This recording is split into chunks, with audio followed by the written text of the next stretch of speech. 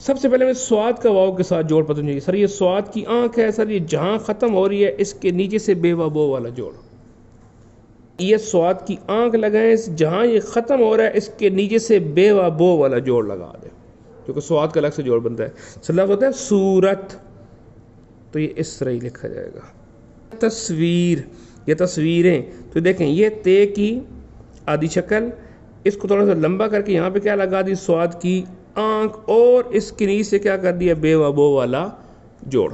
جب اس کو ہم تھوڑا سا، یہ ہم نے ٹکڑوں ٹکڑوں میں لکھا ہے، کیسے لکھیں گے، یہ تے کی آدھی شکل، یہ سواد کی آنکھ، اور اس کے نیچے سے بے و بو والا جوڑ. ایک خاندان کا، یہ کا، نون کا ایک جیسا جوڑ ہوتا ہے، رے کے ساتھ پاؤں رے آتی ہے. کیسے، یہ ایک رے اور یہ دوسری رے. یہ تصویر.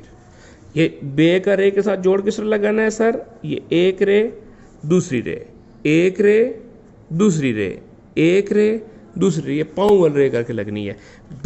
بے کا جوڑ بھی اس طرح ہے، پے کا جوڑ بھی اس طرح ہے، یعنی کہ بے کی پورے خاندان کا جوڑ اس طرح ہی ہے. ٹھیک ہے. پھر نون کا جوڑ بھی اسی طرح ہی ہے، یہ کا جوڑ بھی اسی طرح ہی ہے. کیسے لکھی تصویر، تے سواد، سواد کے نیچے سے بے و بو والا جوڑ. اب ہمارے اوپر کوئی فرض نہیں ہے کہ سواد اور یوں کر کے بیٹھے ہوئے ہوں، یہ غلط ہو جائے گا.